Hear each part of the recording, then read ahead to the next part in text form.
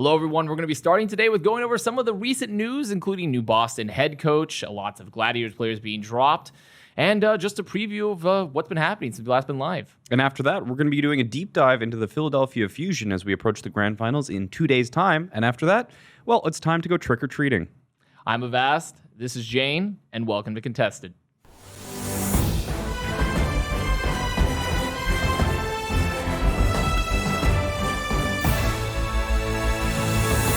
What's up, everyone? We are once again live from the Frontier Communications Studio in Dallas, Texas. I am Avast. That is Jayne. Just a quick reminder, make sure we don't forget who we are. It's just as much as a reminder for us as it is for you. For the viewers. Yeah, you actually nailed that intro. I always nail the intros. Yes. Because intros are just a pre-show for the show. So I think our order of competency really does go. Pre-show is way up here, our intro, depending on the day. But then the actual show, it just falls off a cliff at the end of after the intro, it just goes. And the reason that this show falls completely off of the cliff right after the pre-show is because everybody decides to release their news 5 seconds before we go live. And we're not alone in that too, because everyone complains about that. It's like, why is everyone releasing news in the middle like Tuesday? Yeah, we should just give teams and players like a 15-minute block in which they are allowed to post news, and then the content creators can just go out there and talk about it. But at least we're not like plot chat and pre-recorded, so they have to we can at least try and have a scuffed discussion about it. So on our list, of course, in the first segment, we had to talk about the London and the Boston roster changes. But then just before this show, now the Los Angeles Gladiators. What should we start with? Flip a coin, just go nuts. Chad is probably going to want to be talking about Gladiators, probably. I think Glads is a good And then we'll go to the Fuel because probably a few people tuning in won't have even heard of the Dallas Fuel news yet because it is so recent. That's true. And still I didn't even hear about it until you told me. Yeah, I reminded you in the pre-show. So Gladiators have become Sadiators. Oh, wow, I even forgot that this happened. You forgot that there were so many Gladiators. Yeah, they released Jaru, Bishu, Shaz, and Big Goose. And Shaz and Big Goose were just announced, and then Big Goose announced right after that he's retiring. Yeah. He's retiring. Wow. And Bishu announces that he's retiring as a player, sort of, and is going to be looking for management or coaching. And I always knew that this was going to be really awkward because you guys remember when they were like, we're going to be releasing our Finnish duo, and then they're like, but we're signing a third, so they're now the Finnish trio. I was just like, please prank me again, Gladiators. No. If they prank again, imagine if this is all another giant debate and they do it again. I would be so pissed. I would be mad. I would be pissed independently of me not being a huge independent because it's like, what are you doing? What are you doing? That's so dumb. That's so dumb. It's literally just it's like cutting the brake lines as a prank. Yeah. It's like, no, it's not funny. Not funny at all. Not funny at all, especially not a second time. But I'm super sad, and it's got to be. You got to wonder kind of what the Los Angeles Gladiators' plan is going forward because so far we were talking about it being like a bloody Tuesday. But really, it's been a massacre across the league. There's a lot of kind of lesser-known individuals being released as well that we don't... It's all the bench players. I would say, though, for Gladiators, it's pretty big moves because Shaz and Big Goose have been with them for 3 years. Bishu has been cut from the team, left, and come back. Now, this is the second time leaving the Los Angeles Gladiators. But he was on contenders for a little bit, too, and the most important question is Deepe going to be staying with the Los Angeles Gladiators? Here's my guess. Yes. My guess is yes. Simply because of the fact that I think he's been given a lot of responsibilities with them. I feel like they're probably retooling the roster under his direction. And also, so far, who's been released has been... Though, granted, a lot of these players have been under his tenure for a while, but I do think Deepe stays, is my guess. I think Deepe is going to stay. He's sort of in a packing 10 role where he's a GM and a head coach. I would be surprised if they got rid of him simply because... Head coach is one of the hardest positions to fill in Overwatch entirely. And really in any sort of big esport, it's hard to find a head coach position, but especially with an Overwatch, to find one you're going to trust and that's going to be a GM. Because if you get rid of him, you have to get another GM. You have to get someone to sort of take on those GM duties that he was doing. So why would the LA Gladiators GM fire the head coach? Going to be some tough talks. There. So I don't know. We'll have to see. I don't think Deepe is going, though. But it is a pretty big move. Because Jaru, he didn't see a lot of playtime, but he was an interesting pickup. Bishu he's been a staple for the scene and for Gladiators, but who knows if he's going, but he hasn't really seen a lot of playtime. He's had health issues, which is really unlucky for him. And I think a management role for someone that's had so much esports experience is a pretty good move for him because it's not as dependent on his physical condition as much, where he has to get up on stage and perform and play. So I do think that Bishu, it's unfortunate. People love Bishu. I love Bishu. But he's It just doesn't seem like his career has been going anywhere currently for him, just because of a variety of problems, both with like expanding talent and also his lack of play time and his health issues, which is unfortunate, but that's how it is. But I think could actually be a pretty good player staff addition, or even like maybe starting him as a new management position. Big Goose and Shaz. I have seen a myth that I've seen this theory circulating that Goose is not Overwatch. People are like, yeah, Goose is not Overwatch League level anymore. People were saying that like Goose is let go because he's not good anymore. And I'm like, that's just frankly not true. Goose and Shaz are both still pretty good supports. It's just they're just not winning. They just don't win.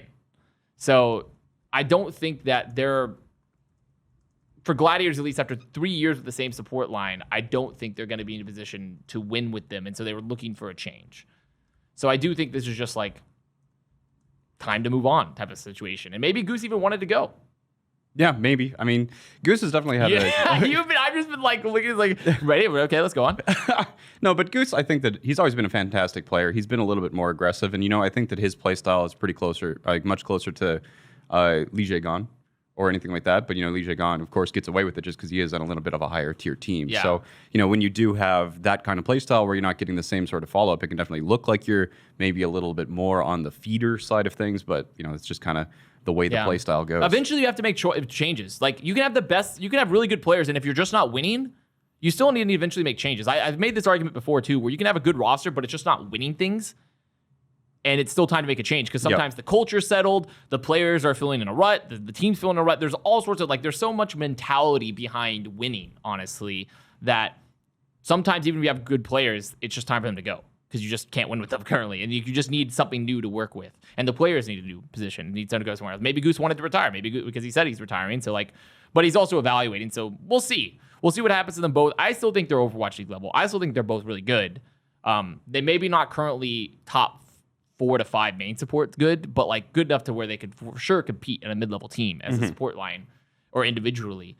But with a new roster, with new faces, with new coaches, with a new environment, they could still be great. But that's just how it goes. It's a bloodbath. Jaru never really got a shot, though. I will say Jaru never got a shot. Which is really too bad, because, of course, originally on the Envy squad and was doing absolutely fantastic. So, yeah, I hope that Jaru gets another shot. And he's not going to play over Kevster Mir, likely, is certainly the thing. It just weren't going to happen. It just wasn't going to happen. So I think he's still someone that could, because repeatedly we run into this situation where people are like, this guy hasn't played a lot, so he's no longer Overwatch League level. And it's like, well, does that mean that let's say, for example, a good example from last year was who didn't play a lot? Inlair for Atlanta. And then when he did get play time, do you remember Inlair? I'm sorry. You're I see Jayne. You're saying my eyes go to the roof. I was like, who is that? Who's Inlair? But there are players that don't play that are actually really good, but it's just they don't fit into the current roster. Yeah, it is one of those things. There is there's a lot of players that I've known personally who I think were absolutely capable of playing in the Overwatch League, and either they never got their shot, or there are situations like Enlair, like Jaru, where they do get the shot, but they never got the chance to prove themselves. Or the meta just was never great. And it has to be kind of right player, right time sort of situation, and right player alone isn't enough. So for me, I think there's a lot of situations where we write players off that have played in the past and have performed, but because they haven't played in a while, suddenly they're not Overwatch League level. It's well, no, it's probably just the situation the team wasn't good for them, or they had a player that was honestly better than them currently. It doesn't mean they can't play in the league anymore. That being said, I wouldn't necessarily put Jaru as a superstar, but he's a really young guy. He's a young player. He's had good performances in the past. I don't think it's silly to write him off and be like, well, this guy will never find a spot again. It's well, yeah, not necessarily. And it's one of those players where it's really hard to tell, the qualitative side of things. Maybe he's not a Carpe or not a Husu, but he's always been a player who's not only serviceable, but has a lot of experience on teams in Tier 2 that have performed extremely well. Yeah, and also his stage time in Overwatch League wasn't phenomenal, but it wasn't horrible. And for a rookie, worse. Especially coming into a struggling team, I think that he performed to expectations, if not higher than. Yeah, there's definitely what does that mean? Slime's bad now? Is Slime bad at Overwatch because Toby benched him? Was Jonu bad at Overwatch because he went to Washington Justice? It's silly. It's just a silly sentiment I see sometimes. I think Bishu is the individual who I'm probably most excited for looking into his future career. Because before he was League of Legends pro, before he was Overwatch, so multi-talented individual, not one of the people who kind of just and he speaks Korean. And he speaks Korean. I met him at I want to say the first year Overwatch League Grand Finals, and just super impressed me, not just with his gameplay. He's a great guy. He's got a good head on his shoulders, Yeah. knows how to talk, knows how to network. I think that he's going to do fantastic I think he's in or out of esports. He's in a great position for a management role. Yes, absolutely. Or a coaching role. I think he's that in a great position. Yes, absolutely. He's really Even kind of really like good. he could be one of those individuals who also goes around onto the like agent or management side, where instead of being management for an org, kind of helps manage players or talent, helping them navigate the esports scene. I think that he'd be really good at that as well. Yeah, definitely. You know, agents are always a weird one. This is a whole separate tangent. Yeah, dude, we're just taking a right turn at this point. That's a topic for a whole other day. Is agents? It's like, that's something for the pre-show. You know, for the pre-show. So, but I'm excited to see where they all land if Goose decides to come back, because a lot of players have even decided randomly come back. Like I saw Fraggy streaming Overwatch the other day. Yeah, Pine put out an LFT. Verbo put out an LFT. Oh, Verbo did. That is a name I have not heard for a while. Verbo put out an LFT. And you know, it's crazy. Everyone was like, wow, Verbo, that guy, I haven't heard that name. But you have to realize that Verbo was so young. He was 18 years old on Valiant. Was he really? He was 18. He was in high school when he was under Immortals, when they was under the Immortals brand. He was in high school. He was so young. And that's what led him to get that terrible Logitech mouse tattoo. Inexperience. He's just young age. But so it's pretty interesting to see, like, it's pretty interesting to just see what, you know, Goose maybe could decide to come back. But that's Gladiators. Like, we'll see where they rebuild. They haven't actually rebuilt any. They haven't removed their tanks. They haven't, like, their starting tanks or their starting DPS. It's just their support line. All the other players, like Bishu, Jaru, they weren't really playing that much anyways. So people are saying it's a rebuild, but I wouldn't really consider it a rebuild until you replace at least half your roster. But moving on from them, there was also Boston. Boston released their assistant coaches, like we talked about, and they hired a new head coach, Lori. Yeah. Who was the head coach for WGS in Korean Contenders. It was actually a fairly well-performing roster. Like, people are speaking very highly of Lori especially after this past season of Contenders. And they've had great results. Some meh results in 2019, but this year been really good. He's came in and said, like, hey, we're going to change everything here. Mineral, their head coach, has said they moved into like a management role within the org, which seems pretty congruent with like everything that we expect, because Mineral has always been like good, you know, very good relationship with the players in the org, it seems, but never been really a head coach necessarily in his years that he's done it. So I think it's exciting. Though once again, Boston fans are like, he's going to change everything. It's like, well, once again. Well, I mean, we have talked about this before, where the Boston Uprising fans are probably the most optimistic and or delusional fans in the entire league. And bless be to them, praise their absolute ceaseless optimism, but probably not. Yeah, I mean, because like, once again, you can get a great head coach, but if you don't change your budget, if you don't change your oversight, then culture, and if you don't change, but you know, honestly, I don't think Boston, legitimately, as someone that saw it from the inside, I never actually thought Boston culture was terrible. It was generally, it was not derived. It was terrible because of, it was, if anything, it was, if you ever described it as terrible, it was simply because you were known as like the cheap squad. The cheap squad? Yeah. In fact, I think Valiant players, which, you know, speaking of Valiant players, there's cool, we'll talk about that later, but sometimes like teams, when you're known as like the cheap squad, everyone's like, it's like when you work a minimum wage job and everyone's like, well, it just feels bad because we're not valued. And to be fair, this is also, being known as a cheap squad can also make it very difficult for that team to pick up good players, especially in their contention. So from my own perspective, you know, working for Dallas, when we were doing scouting and looking for new players, we pretty much always had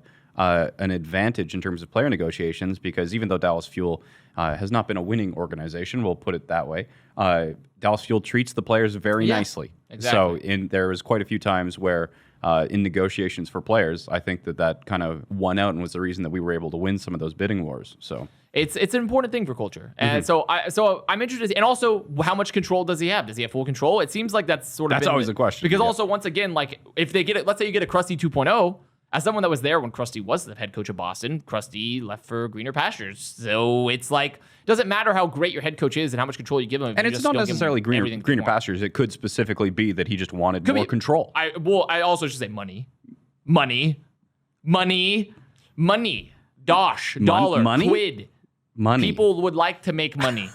More money, ideally. All right. So that's enough money to buy a house? I mean, you know, that's all it takes. So that's all it takes. That's all it takes. But I will say that that's like a very important part for the roster. So before everyone goes crazy, it's like Boston, good head coach. It's like, well, we'll see. You know, we'll see. We'll see. Exactly. It's a hope, though. It shows that they're willing to make changes, and they're somehow able to attract a Korean head coach from a solid Korean contenders team. So Yeah. that's always a boon. So there's Boston. Be on the lookout for them. They haven't released any players. No, we don't know anything about their player releases or anything like that. There's also a report, but it's not obviously not confirmed, of London wanting to release all of its players and staff, all of them. Yeah, so this is from the Esports Observer, so technically not confirmed, but so far Esports Observer has been very accurate in the reporting. So, the London Spitfire, of course, went for their more economical roster decision this year, but without that success, even though they do have some very, very good players on their team, looks like they're going to try it again. And there's, of course, no word whether kind of throw stick a dynamite under the table and explode it means go for a new economical roster or build another budget or we're going fire superstar roster. It's like, what is that? Financially independent, retire early, fire.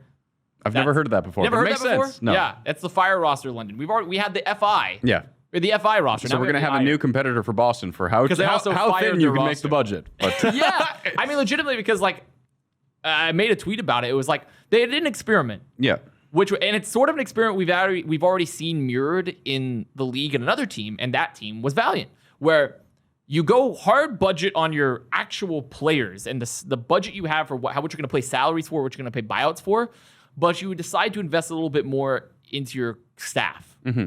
Because they kept Pavane and a lot of these other head coaches been with them for a while that had big names, and they didn't. And then they got much cheaper players and sold off all their big names that had won Season 1 Overwatch League and stuff like that. And they actually had, I would say, considering the players they picked up, and somehow they managed to get Glister from Seoul, from Jinji. I don't know how they did that, but I would consider that as a budget roster goes success. If they had been in NA, they probably would have had a lot more wins. 100%. They had been in NA, I think, versus APAC. But it still wasn't probably what they wanted. And honestly, you can probably save even more money by just going full EU because they have British Hurricane, which is the best, if not best, I think it's the only academy roster left in Europe. Yeah. But they've been really good. They just don't drop maps very often. And also, they don't have to pay buyouts if they're going to promote them. And they can build a hegemony of European talent. So that's even more budget, and it's even easier. And you have a far easier way to relate to your local fan base because you have to put in a lot more work if you have a full Korean roster in a non-Korea area. It's not, especially if it's not mixed. If it's just full Korean, you have to put in a lot more work with your translators, with your content to really build that local fan base. Mm-hmm. And I don't think London wants to do that. I don't think London wants to do that at all. I think London does not want to spend any of those resources. That does not seem likely. So that London, Boston Gladiators, which means that, the Dallas Fuel, last one to mention, of course, the one that we have the least amount of news on. I mean, the Esports Observer's post about the London Spitfire obviously wasn't technically official, but no, it was not. This one also, we haven't seen any official posts from the league, but I mean, one from the player. One from counts. the player. One from the player so Unko himself has posted an LFT post on Twitter saying that he's looking for a team in Valorant. So Shocker. I'm shocked. Yeah, surprise Pikachu. Never face. saw that one coming. Yeah, no one could have seen that. No one could have seen that, which is, I mean, to be expected. Yeah. I mean, is there anything else to say? Yeah. Well, I mean, the other things that we could say about that is that it's very likely AKM will be following the same path. But what about AKM? Well, what about AKM? He's streaming Valorant right now. Yeah, he is. That's true. And then also there was a clip from Trill's stream as well, reacting to that comment, saying that he would probably make a twit longer soon himself. So interpret that as you will as well. But seems like the big changes that Hastro promised on Twitter after the release of Decay are going to finally start being made public here. Probably, I would assume with Unko going live with that, I would assume that would accelerate I would things. assume most of the roster is because they've already released Vol'jin as well. Yeah, that was big. So basically, and Young that is means still here. Young is still interim head coach. Interim, I should say. Yeah, so and he's mentioned that he doesn't want to be head coach. I don't know why. Well, that's a classic conundrum with coaches. I mean, I don't know what your thoughts on that are because you used to be an assistant coach. Is that a lot of assistant coaches I have talked to feel like a lot of them don't want to be head coach. I don't know. For me, definitely, I wanted to be. You head wanted coach. to be head coach. Yeah. Okay. I think one of the things that struggled for me, just to do a very personal aside before we kind of go back to it, just as an assistant coach, when you're put onto one specific thing, especially if you're an analyst, but your team is losing and there's things going wrong in other parts of the team or just other things that aren't technically your wheelhouse or in your jurisdiction, that can be really frustrating. So if there was a problem, no matter what the source of the problem is, I want to go fix it, right? But assistant coach, I had assigned jurisdiction. So for me, just wanting to really be a problem solver and have control over basically my own success or failures, I really did want to be that head coach. See, and so I think it's a sort of divide because a lot of assistant coaches, especially if they're assistant coaches for really good teams, a lot of times I've heard like sort of things we're saying like, I don't feel ready to be a head coach is one I've heard before. Yes. I want to I learn. definitely would agree like that. Like, Yeah. one of the reasons I went to the Dallas field was to learn from Arrow to be a Exactly. head coach. So Yes. it's like because there is this sort of an on-the-job training that sort of happened if you've never Yep. done it before. In addition to that, I've heard people say it's also sort of like a fear thing at times because it's not just like feeling you're not ready, but also it's like, well, I'm really comfortable in my position. Yeah. I'm really well respected in what I do now. And if I make a move and I do badly, then my stock drops really hard. And it is, I mean, John Galt, I think, has talked about this quite a bit. He always talks about, when he does his retrospective on his time with the Washington Justice, he always talks about how much he learned from everybody else on the roster, whether it was Pre, whether it was Supreme, whether it was Wiz, or any of the other individuals on Washington Justice. And, now that John Galt has that experience, he could probably do a much better job a second time around. Whether or not he even gets that chance, that's Remains to be sort seen. of thing. But, Yeah. I mean, jumping up, even from Tier 2 to Tier 1, is a massive step up. When I was coaching Team Canada before I started coaching Dallas Fuel, and that was so intimidating. I was super timid. I just kind of let the players more or less build that team. That's a pretty common early coach trend. Yeah, you know? just you're not confident. It's like these are people that you've looked up to, you've reviewed, but they've always kind of been the one to have the authority, and then to come in and finally be working with the Tier 1 guys and telling people like Sure4, like XQC, this is how you play Especially Overwatch. Sure4. Good luck telling Sure4. Yeah, good luck telling Sure4 that. Good luck with that. But so I had my kind of slice of humble pie and found my sea legs with Team Canada before going to Dallas Fuel. But I'm sure that jump to Tier 1 for the first time is spooky. That is a spooky jump. And it's similar once you even know within Tier 1 and you don't necessarily want to make the move. It's just it's sometimes that's why it's so hard to fill that role. I would say, but I think for rosters like London or for they're kind of just like, well, we didn't win APAC or at least do a great result with our proven coaches, so we're just going to go full budget. Because there's always that line across, where do I want to get, how much experience do I want to pay for? Mm-hmm. And what do I want to get out of that? So I find it interesting because there's just, even with releases of a budget roster, you just find so many great things. Like London, I know we're going back to London here again, but I just can't believe that there's going to be Glister as a free agent. Glister If is this a free comes to agent. pass. Once again, not official news, but if this is true, Glister and Bernard, who was one of the hottest talents coming out of Fusion University. Yep. I would argue that Sanguinar had a crazy breakout season. Cleston, I like to call him Cletus just for fun. But there's a lot of good talent. So it's going to be fun to see how these rosters develop. And we're just starting the offseason, so there's so many moves to make. Dallas Fuel included. They're releasing a couple players that haven't really been playing that much, and they've changed some coaches. Who knows if Young goes, if they get a new head coach. It's just a whole lot of movement that still needs to be seen, and we're still so early into the offseason. And we don't even know what the format's going to be like. Are we going to still be full online? Is it going to be bubble system? Yeah. No idea. I'm hoping for bubble system. That sounds cool. Bubble system, that's cool. Also because Dallas, it's either going to be the bubbles would probably be New York, Dallas, or California. Really? Or Philly probably. Unless you could. Well, the thing is that because half the league is is Chinese and Korean, it would be hard over half. I feel like a lot of those players would prefer to stay in Asia for a bubble. Yeah, I mean, so I would think that if we went to the bubble system, majority. I don't think the bubble system, it was one bubble. Wouldn't it be a regional bubble? It might be two regional bubbles. Yeah. So I would say that. But then you just back end up into an APAC and an NA thing, and can you're you still really doing to travel, and that defeats bubble. We're just theory crafting league structures at this point, which is so it just remains to be a bit outside of our experience. That's also outside what the scope of the show was. But we'll have to see. There's a lot of roster movement. But that's not the only news that happened outside of rosters. They gave out a bunch of awards this past weekend. They finally when we talk about coaches too, they gave out head coach, coach of the year. They gave out rookie of the year, and they gave out the Dennis Havelko Award. Yep. All during NA All Stars, which had some ridiculous games like the Tiny Overwatch. Tiny Overwatch. Which I also, as an aside, slowly becoming a fan favorite. That one. It's until it takes 30 minutes to win a fight on 99.99. 31-13, right? That was the time on the Tiny Overwatch game, which is longer than some entire Overwatch League sets. So. Yeah, it's and can you believe that the players won $75,000 during this event, which was more than some for Tiny Overwatch, more than some players in Contender C for 3 years in Tiny Overwatch.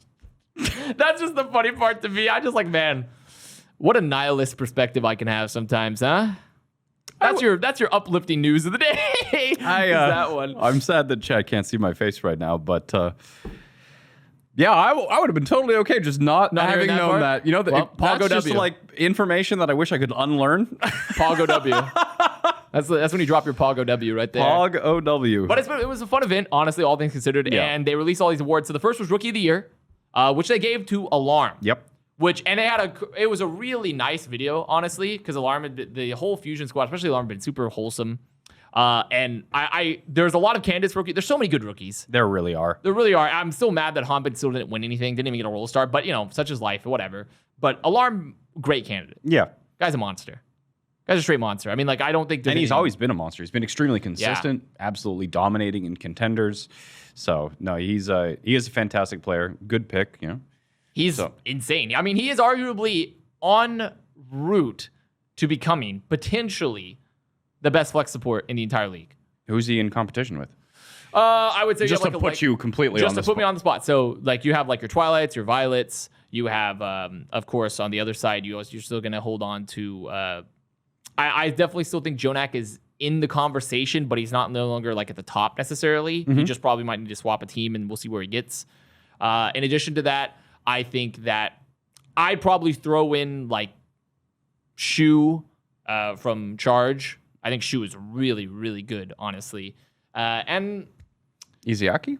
Izyaki's really good. He's really great, but I actually still don't think he's like the best. I would, if we could swap, if you get the full runaway support line and put like Gangnam Jin on Shanghai Dragons, I would actually be kind of excited. Also, someone that's probably a dark horse candidate potentially, like as we see more of them, I think is going to be Lastro.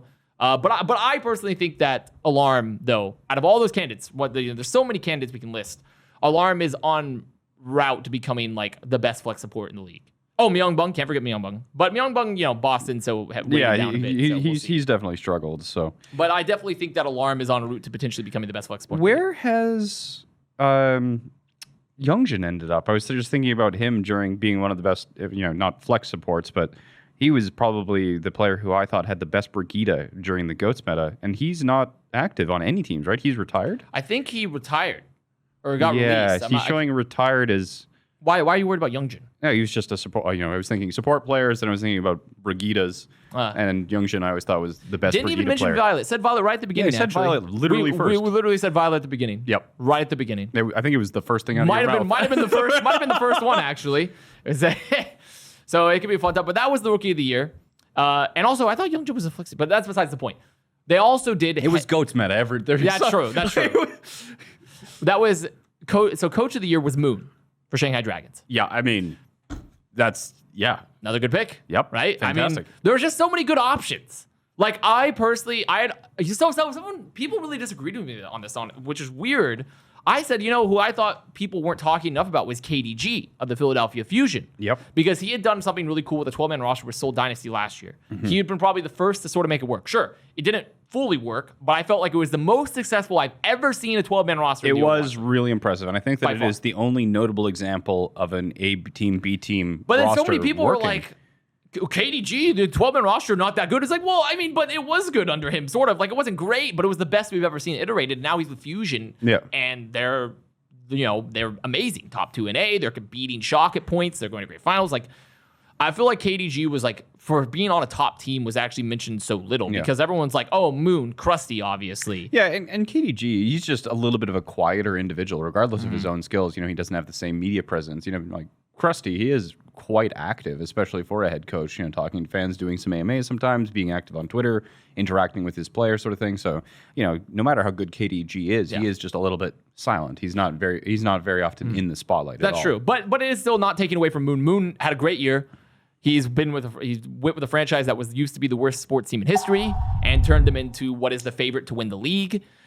They've built an incredible roster under him. He had great success with Valiant for a while. I think the thing about Moon that's very important for him is that he just needs to be in a full Korean roster. Absolutely. Some coaches, especially Korean coaches, just need to be in full Korean rosters to make it the most out of their talents and like the language barrier and things like that. And it became pretty evident after moving from the Valiant to Dragons that was a good move for Moon. And Moon, I mean, there's really nothing else to say. This guy popped off. This guy built a great roster. They've been super adaptable. They've been at the top of the APAC region, and he deserved Coach of the Year. And the final award, speaking of the Valiant players we talked about earlier, was the Denis Avelko Award, which is also an interesting trend, is that the past 3 winners of this award have all been related to Envy in some way. Yes. Past 3 winners of this, because Custa, Mickey, and now Gravy, who used to be on the Envy contenders team, they've all been under the Envy organization at some point. Sorry, it was Mickey, Custa. Custa was the other winner. Used to be under. And then, of was course, under Dallas Dennis Fuel. himself was also Envy. Yep. And then now McGravy. So it's pretty interesting, and also hopefully doesn't continue the trend of as soon as you get the award, you retire the next year. So hopefully doesn't get that trend going from McGravy. But they awarded that, and also another award that I think there was a lot of competition for. But he was a great role model, I think, for the league. Yeah, very Positive influence. very viral social media person. Viral social media. You don't get retweeted by Halsey too often. You don't. As an Overwatch League player. No, that's the most I've come to is I've got Chuck E. Cheese like some of my tweets. Wow, Chuck E. Cheese. They didn't Chuck E. even. Cheese, huh? Yeah, one of those things. I love Chuck E. But they Cheese. didn't even do you the honor of retweet. They've never. You I don't only think got they've the retweeted like. anything. Yeah, You only got the like. Only likes. Yeah. Halsey got the full retweet. I know. It's a shame. I wish Chuck E. Cheese could do that for me, but what can he do? But it's McGravy, though, a great guy. Love him. Also, as a player, had a good season. Had a really good season, too. So I think it's a well-deserved award. A lot of other candidates for this, too. I once again said, I think Gamsu could have been a strong candidate for this. Mm-hmm. And people are just like, I literally had someone come into my chat and say, what has Gamsu done? He's just a Korean guy that has dogs. And he smiles. That's all. I can't believe the disrespect. Can't believe it. It's amazing the audacity to me that somebody has the audacity to just go on the internet and be wrong. It's incredible. Avast Gamsu simp? I am a simp for Gamsu. I am. I like the guy, and he's just like. Are there any other players in the league that you know of that have a dog? None. Well, it's only Gamsu. No, it's only Gamsu. I think there are other. No, only Gamsu. Maybe. See, name one. I mean, there was Raucus before he retired. Name one. There was. Name one active Overwatch League player. Name one active Overwatch League player with a dog. You can't. That's because Gamsu. Uma. Fine. I was trying to make a point, but. Yeah. Dogman because he is a dog. Actually, Dogman does have a dog. He's at home. He has a dog. It wasn't at his apartment in Atlanta, but he has a dog technically. So that is the thing. But yeah, so good a year for awards. I think this has been the most jam-packed, talent-filled year yet for Overwatch League by far, especially on the rookie front. The rookies have been insane, legitimately insane. There's just so much great competition for them. And where people that would have gotten an award any other year just didn't. Like Smurf didn't get any awards, Hanbin didn't get any awards. It's just nuts how much talent there was. So I think it's great. I think it's just a fun time. I think it's a fun time. Congrats to all the winners. Congrats to them. I was including congratulations on the $75,000. $75,000 for Tiny Overwatch. Yeah, that's always a nice one. That's always a nice one. But it is also, speaking of the spookiness of the path to pro. It's Spooktober. It is spooky month. It is spooky month. And in our preview for the grand finals, we thought what better way to help describe our thoughts on the teams heading into the grand finals than to pick a Halloween-themed event to do so. Perhaps some trick-or-treating of sorts?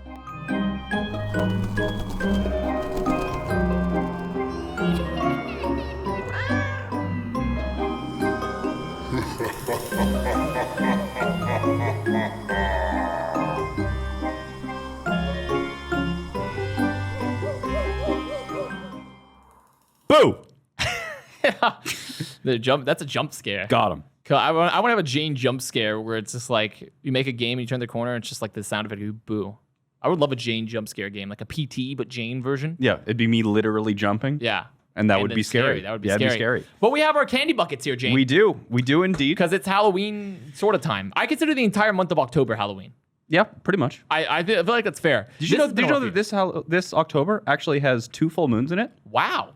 I've heard such because there was something about this would be the perfect year for October, but it's been ruined because it's 2020.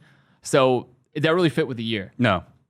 Oh, it didn't? No? No? It doesn't fit with the year? No, it fits with the year because it's been ruined as in COVID has ruined everything. So we would have a perfect Halloween if we could do it normally, but we can't. I'm sure people are still going to do it, and they're going to cough directly into each other's mouths and everything like that. But it's the whole point. I mean, but everyone's already going to be wearing masks. It's perfect. I guess I don't know the how effective a Halloween mask is necessarily. Anyway, Avast, shut up and give me the candy. Well, you don't get the candy. Do you want to know, chat, how much thought we put into which candy bar represented? Do you want to go first? Which team? Or do you want me? I'll do this one, but I'll do this one first. Okay, so each candy, by the way, that we're pulling out is going to describe your representative thoughts of the team. Yes, and you're going to describe, and you're going to take a bite of it, and you're going to tell us how. Only a bite? Or do you know how many chocolate bars are in this bucket right now? You can eat the whole thing if you want. I got permission, chat. Yeah. No take back. I'm allowing it. All right. Well, for the Philadelphia Fusion, the candy bar that I have selected is the Crunch Bar. Now, do you want to know why I've selected the Crunch Well, Bar? I would like for you to eat it and also describe. Eat it while describing. We'll do Once some. you get the we'll do palate. some good old ASMR. Well, first of all, it's. I mean, they're. I don't know. I didn't want to make a pun about the title. They're on the Crunch. I mean, They've got Crunch Time was a thing for Overwatch League. It was a There was thing. that. Yeah. Imagine if they made a Crunch Bar that had Cheez-Its in it. That sounds disgusting. Please I never don't know. speak again. I don't even know. They're making No, I can't remember it. Go on. Go on. You I okay? can't remember. My brain's frying. Go on. Either way, they're under the crunch to make sure that they don't end up second place again. So hopefully they can get a first place. But overall, I like Crunch because it's just, a nice, smooth milk chocolate keeping the team together. But then there are Rice Krispies inside of this bar, which really add an extra pop to the team. And I like to think that the Rice Krispies represent the superstar players that they have on their team, like Carpe and Alarm. So tasty, even if there weren't.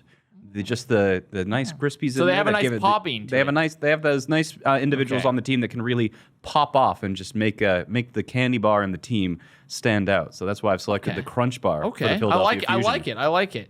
I want you to give me a tasting note. A tasting note for it. What do you get on the palate? Like when you swirl it around, Tastes like second place.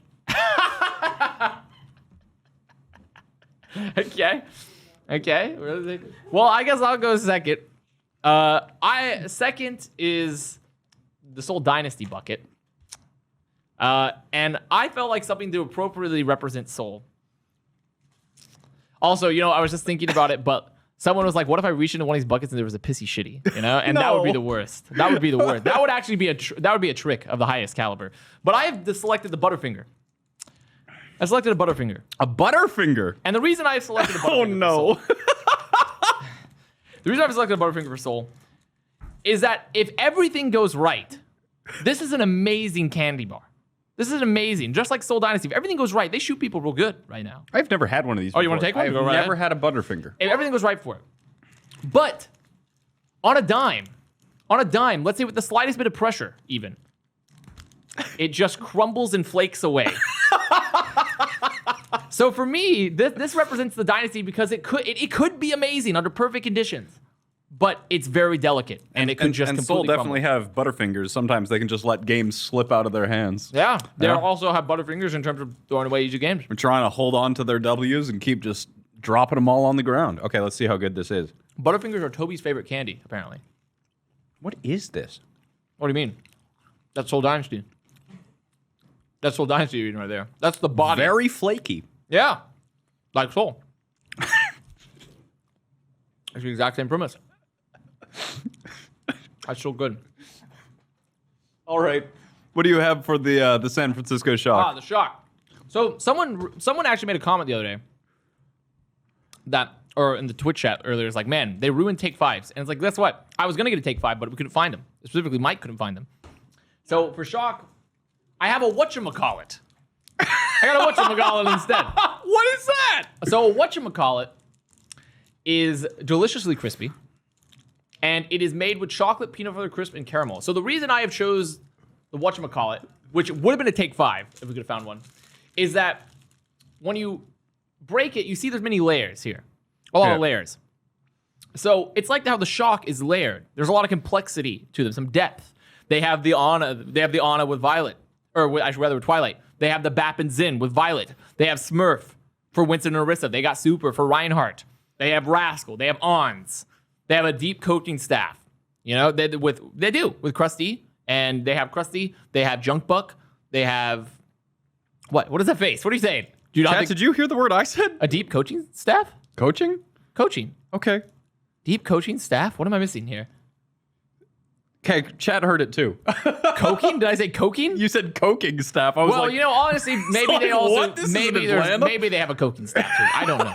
Maybe someone's doing coke over there. But the point here is that it's very deep and complex. I have never had a whatchamacallit. no? So this is gonna be my first try for this actually.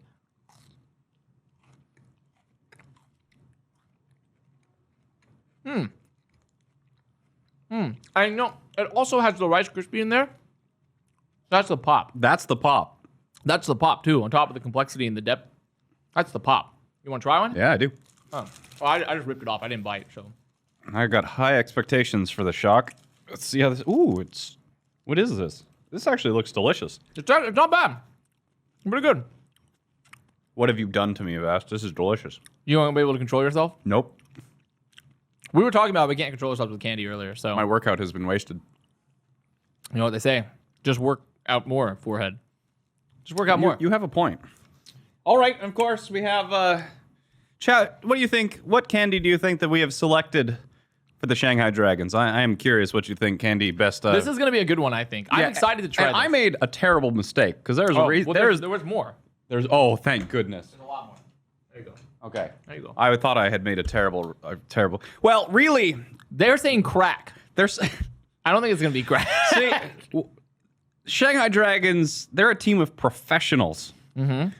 Yeah. They're really masters of the craft. So, this is something that is used for, chefs and other things of that variety. So we have literally 100% cocoa, dark chocolate. Just because they're pure and unfiltered. They're just good Overwatch. They're just Perfect pure, as they are. refined, professional grade Overwatch. And you know what? I think the now, bit, you've had 100%? I have never had 100%. I have never had above 80, but I want to try it anyway. Yeah, so we talked about this beforehand. Someone says I can taste that from look here. at this. Gold plated, like the gold medal. That's true. That they are going to win. It tastes. I bet it tastes like first place. Yeah. Also, someone asked if the whatchamacallit tastes like first place. It did not. Yeah. You know what? This is really going to taste probably pretty bitter, just like Shanghai Dragons fans are going to be if they don't end up completing the narrative. Part of being a grown-up is eating gross things and saying they're good. Yep. That's part of being a grown-up, okay? Drinking whiskey is neat. It's gross. But you know what? That's people say that's cool. People say that's cool and refined. Yeah. Are you able to open it? Okay. It's a very high-end package, all right? But you know what delicacy means, right? I do. Yeah, it just means I got it, okay? Not everyone is trained in the way. Okay, we're gonna take a square each. Square? Okay. We're gonna take a square. So let's see what the taste of first place might taste like. I wanna give this a try. Yeah. I can already see these are as black as the oblivion of space. These are quite dark. All right. Okay, I'm gonna go.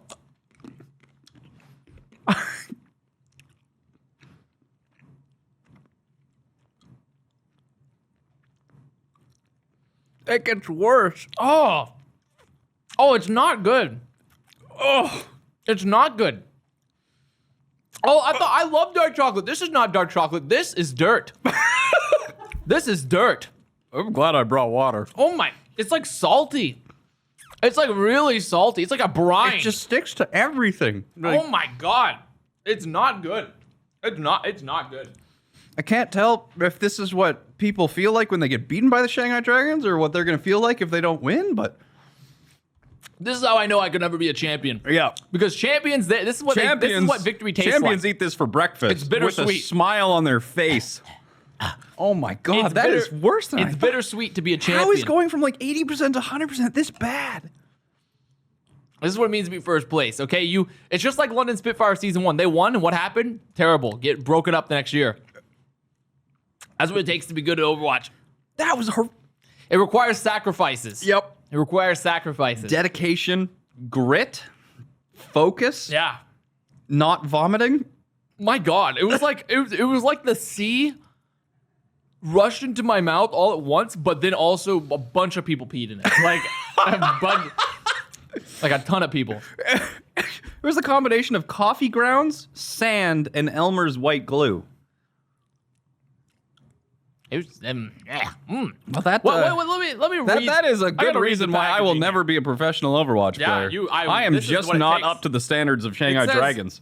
Okay, so here's excellence. 100% reveals the strength and richness of the cocoa bean. So this is cocoa. Is it cacao? Chad, is it cacao or cocoa? We still couldn't decide on this. We Googled it. We couldn't figure it out.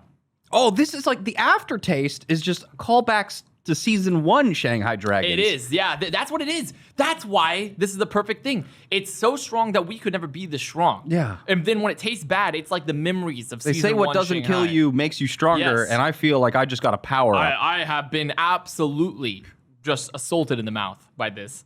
It's not good. The flavor profiles delivers a strong aromatic cocoa taste, complemented by a perfect balance of acidity, bitterness, and fresh green notes. Absolutely not. There's no perfect balance here. Absolutely not. These chocolatiers are off their rocker. There's no way there was a balance at all. There's no balance to be found. Yeah. Yeah. Well, that just shows, how if someone were to put this in a trick-or-treat bucket, like if I'm out trick-or-treating and someone gives this to me, I would punch them in the face. It'd be worse than Rocket League kicking us in the nuts. It would. It would be worse because at least Rocket League does it because they're just trying to show that they're cooler and better than us. This one is just they're just giving it to us because they just want to. I don't even know why we have to buy that. We don't have to buy gold-plated excellence. I'm gonna stick to being mediocre because that was not fun. I don't want to be good. I don't want to be good anymore. Perfectly I don't even average. want to be remotely close to excellent anymore. That's the bittersweet taste of victory. Gold-plated, like hopefully the Shanghai Dragons end up getting in the grand finals. That's first place. Or they are going to be tasting something a lot bitter than that. Oof. But, all right, I regret. Put that away. Put that in the bucket. Put that in the bucket. I regret my life choices. Put that in the bucket. Put that away. So with that in mind, I'm gonna eat another one of these. Now, yeah, you know one of those. Get the taste out of my mouth. Well, with Trick or Treat done there to see the teams. Apparently, we're not supposed to eat it like that, by the way. But whatever. It's a baking ingredient for professionals. We said that. We're professionals. We're aware. Yeah, exactly. Not professionals. Not at baking. excellent professionals. Not excellent professionals. Well, with that in mind, see, not professional. Spooky month has a lot of spooky sounds. You don't know what that is. So we've gone through a lot of things today. We've done our trick-or-treating. Mailbag. Oh, deep dive on Fusion. We've just had so much deep dive on Fusion. How could I forget deep dive on Fusion? We gotta be the longest episode ever. We gotta do this. We're at 55 minutes, and we haven't even started our deep dive. So part of our playoffs preview is that we do a deep dive on every team. And so let's start with the Crunch Bar, aka Fusion. Yep. That we just had.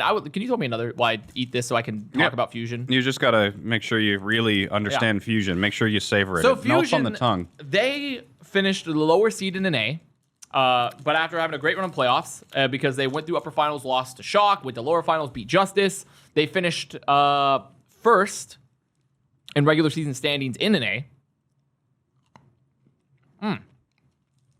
No, good. This is so much better. And they even have beaten the San Francisco Shock before, just never when it mattered. Only in the regular season, and immediately after losing them in the Countdown Cup. So, right, I want to make sure. Yeah, I was first. But Fusion, deep dive into them. It's like the Crunch Bar. They have so much individual talent on this squad. They have the Rookie of the Year with Alarm. They have arguably what some people have called in the past the best off-tank player in the entire league with Fury, and they're swapping out with Poco from time to time. Sato has really become a really impressive main tank. I think especially when we're playing less Reinhardt. Even as Reinhardt has actually improved drastically outside of Goats. I was about to say that it's outside improved of Goats, a lot. Yeah. I think Goats was a really bad time for them because they just weren't built to be Goats' team. Mm-hmm. And obviously when your team wasn't good at Goats, your Reinhardt looks bad because it's Goats. But Fusion, they've had a crazy good season. They have, in my opinion, what was a very top candidate for Coach of the Year with KDG. And they have so much individual talent with that roster. Finished first in an A, came out second seed from playoffs. They're just explosive. Like a Rice Krispie. Like a Rice Krispie. They're explosive. They have so much talent. So I think for everything around Fusion, their success is going to be continuing to be built around their aggression. They're a very, very aggressive team. Extremely aggressive. Like the chocolate flavor. That's still in my mouth. Still in my mouth. And so when they go to grand finals here, I think that's going to be interesting because they're finally going to... Shock is a very aggressive team, but I think Fusion's aggression and how well they were able to moderate it at times. Yeah. There really wasn't... Shock was the closest to that playstyle in Goats. The Philadelphia Fusion were able to moderate their aggression? I know. They were. I think that one of the things that the San Francisco Shock were able to kind of use against the Philadelphia Fusion in particular was, I mean, there were quite a few times where, whether it was Alarm, Carpe, Hisu, anything like that, they got first pick a lot of the times. But I think that, it was a very significant portion of the time where San Francisco Shock, they lost their first player. Philadelphia Fusion got a pick, but then San Francisco Shock managed to kind of manage the aggression of the Philadelphia Fusion that were coming in and still win team fights. So I think that their aggression, it's very good, but it's also kind of their Achilles heel, where it's almost like one of those kung fu moves where you use your opponent's power and momentum against them. So it's interesting because I agree like 30-40%, but a lot of times when I watched when Shock played them, it wasn't even just countering aggression. I felt like Shock are so good at losing a player and rotating and finding someone else, when I wouldn't even necessarily feel like Fusion at times over aggress. They just got caught because Shock are so good at losing a player and then rotating to find someone off of losing a player. But it's sort of tied one and the same in a way. Yeah. But I do feel like Fusion this year compared to their previous years are a lot more controlled. Far more controlled I than would they agree used with to that. be. And even Absolutely. getting far more aggressive, more explosive players. And they haven't really played, they haven't had to face any playstyle similar to that. And I think the closest playstyle you can come to in the entire league right now is probably going to be Dragons. Yeah. Because Dragons are so insanely aggressive. Dynasty are aggressive, but it's not like a good aggression at times. It's sort of like I said, the old Envy, like 2016, 2017 squad aggression where like they're doing stuff, but it's not always on the same page, but they do be shooting a lot of people and like it's they do be clicking heads though. and so like sometimes I feel like they're just a little bit too disjointed, while Dragons is like a very coordinated aggression with some individual playmaking. So it's going to be interesting to watch their style. And I think Shanghai Dragons are definitely the more adaptable squad of the four, especially more adaptable than the Philadelphia Fusion. So I think that Shanghai Dragons definitely have played aggressive in the past, but they've also played in many other different play styles. They know how to perfectly moderate themselves. So for Fusion, I think their success is just reining in, knowing, making sure they can continue to use that aggression, reining in. They have a good meta for them. They can play the double off tank if necessary. We've seen them play it. Because they can play Fury, they can play Poco. Yes. I mean, even Sato. Actually, Sato's been playing the Hog, and Sato's Hog has been really good, actually. He's played Hog for them, yeah. Did he? No, yeah, he has. He has. If they choose to. They don't always have to play. They could play double off tank with Poco and Fury, but they could do Sato Hog, and we've seen it. So it's interesting. So for Fusion, it's all about just reining in those moments where they do feed and making sure they're in a position where Hisu is essentially just getting max value out of Sombra, because that's going to be their real big thing is the Hisu Sombra, because Hisu was arguably the best Sombra in NA. Yeah. Do you think that, do you think that they're going to do Hisu Ivy, Hisu Carpe? What do you think that their DPS lineup is going to be? I mean, we've seen a lot of Carpe just coming in as like the finisher. Yes. And Ivy does all, like Carpe just sort of like he walks into the ring and like he descends off his throne and he's like, okay, time to finish the series. And they played a lot of Hisu Ivy, but I do feel like Carpe might be time where Carpe's finally like, okay, we're at the end game now. It's time for me to release my full power. So I wouldn't be surprised to see Carpe, but considering the meta has been very Ashe and Sombra still, like it's definitely gonna be Hisu. But we have seen Ivy get some playtime, but it's honestly so tough because they just have so many options. They really do. You would think on paper they would be playing Carpe, but my guess is that come grand finals time, Carpe is going to be like, it's time for me to play, and they'll play Carpe Ashe and Hisu Sombra. That's going to be my guess, but we'll just have to see what they actually decide. And I do think they actually might still stick with the Sato Hog over the Poco Hog. Yeah. And then it's just all about fine-tuning their aggression and making sure Carpe stays alive. Because their tanks this year, honestly, have did a pretty good job of not dying, get over too aggressive at points. I've been watching. It was the reason I kind of paused there for a moment because I've been watching some semi-pro contenders teams scrimming, and I forgot that Grand Finals was going to be on the different patch. So Grand Finals is still on the Hog Still Strong Zarya. patch. Yeah. Yep. Still Hog Zarya, and it still has super strong Ashe and nerf Genji. Yeah. Okay. So I was going to ask if Sombra Reaper was going to be seeing in Grand Finals, but Well, not but Fusion quite yet. have been a fan of still running that comp. Yeah. So that's something that they could still bring out. Is that because they could play that comp because they played a lot of Ivy Reaper. So it's very possible, and they'll play the dive. But I think at this point, Dynasty are hard locked into the double off tank, which kind of rolls the dive unless you execute it perfectly, which is hard to do. And Dragons are good enough to double off tank to where they don't need to mirror either if they wanted. And also, even I wouldn't want to mirror. If you're Dragons, honestly, I would prefer to take them off the comp that they've been so good on. So for Fusion, it's going to be really locking them into that role, I think, for them. And if they get everything right, they could beat through the teams, but I'm still favor Dragons. I'm still favor Dynasty. And of course, this is, again, without mentioning the fact that they had to spend the 2 weeks in quarantine, which they just recently were released from quarantine and are free. And I've had subpar practice time because of it, because they don't all have PCs, and so it's just been a tough time for the NA teams that have gone on over. But what I would say is have high hopes if you're a Fusion fan. This is your best year yet. Honestly, better. I think it's better than season 1. I think season 1, the level of play was just a little bit lower, even though you guys went to grand finals that year too and came second place. But this is a better year for Fusion, in my opinion. But really, really hope that that the Fusion coaches are on the ball here to figure out how they're going to play against Dragons. Dynasty, maybe not as worried, but Dragons for sure. Well, there's the deep dive. There's the deep dive. That's all, exactly. Folks. That's all, folks. But that's not all, folks. That's not all, we folks. have a mailbag. We have mailbag. We had to do. You voted. I have the responses pulled and we have the graphic of who pulled off. We have a graphic. Well, it's just the graphic we used from last week. Okay. Of who pulled off the tank cosplay best in the Overwatch League. And you see here, this is our list of candidates.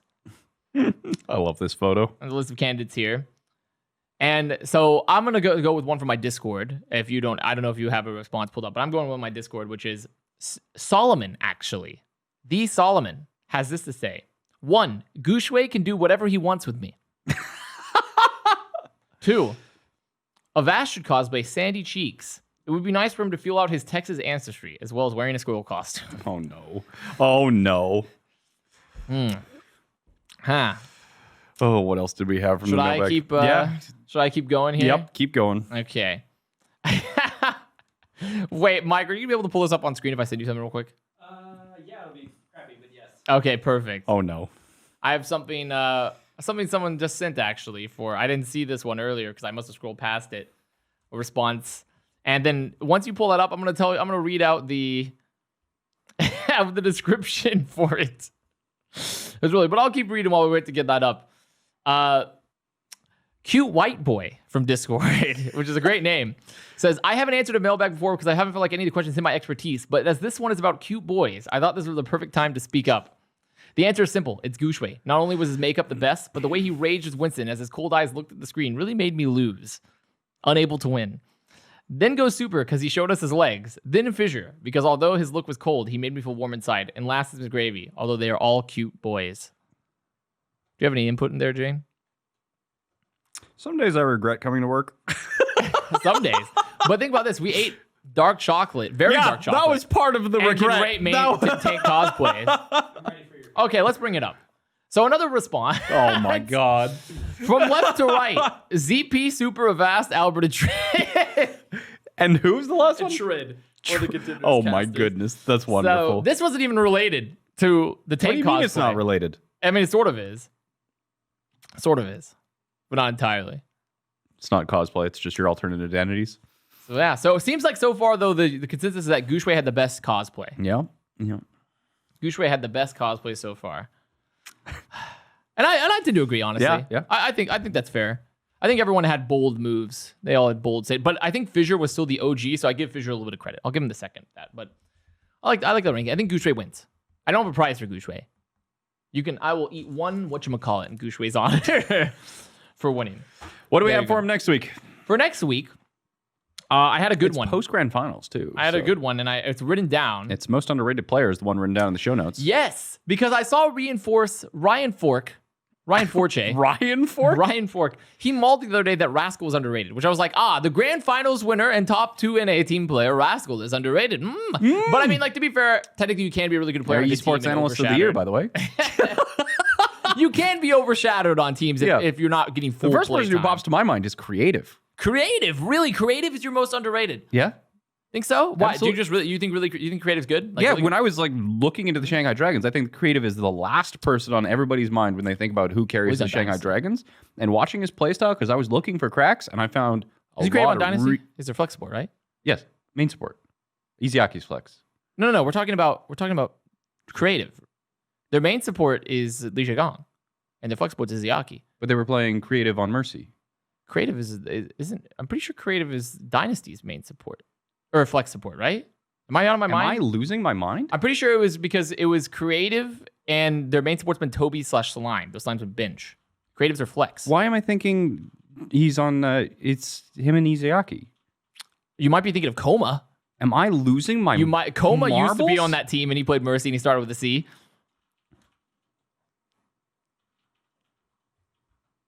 I don't know where you have lost your marbles or not, but Creative, the Creative is the flex support. Why did I think that Creative and Izayaki were a duo? What the brain? I think you got Coma because it started with a C and he was a Mercy player for Shanghai Dragons, and you swapped Creative and you said, yeah, this is good. I think your brain just mixed up some pathways there, some neural pathways. Because they both started with C, and I'm still sticking to my answer. Okay, you're still going with Creative then. I remember I was watching Creative's first-person perspective gameplay, and I was really impressed by it. And I was like, why has nobody talked about this individual? So the fact that there are no ratings about this guy even being talked about makes me think that he's the most you think Creative's underrated? Because a lot of people think Creative is the weak link on Soul. Can you believe? People think Creative's like probably one of the weaker links, but I think it's because he's not name brand. Yeah. He also wasn't that good. It's really common for Reddit to just shit on people who aren't name brand players. Yeah. The people that they don't recognize, they're like, that guy's fault. But to be fair, I will say Creative didn't have a great time in Contenders before. Like, he was okay in Contenders with Jinji before he came and played for Dynasty. And I think he's been okay this year, but he's definitely, I would argue, considering how far they made it, you can't make it this far with a bad flex support. You can't. No. And Creative, like, obviously Creative, I think that's the definition of a pretty, but also top 4 team technically. Still a top 4 team, but I would say definitely more underrated than Rascal. That is for sure. But your answers for the contested mailbag, which is what is your most underrated player in the league? It can be on the top 4 teams. It could just be an entire league. You can do them in the contested mailbag subreddit. You can do them in my Discord, the contested mailbag channel. You can always do the podcast reviews, which no one so has done. In the Envytv YouTube comments section when this video goes live at Envytv on YouTube.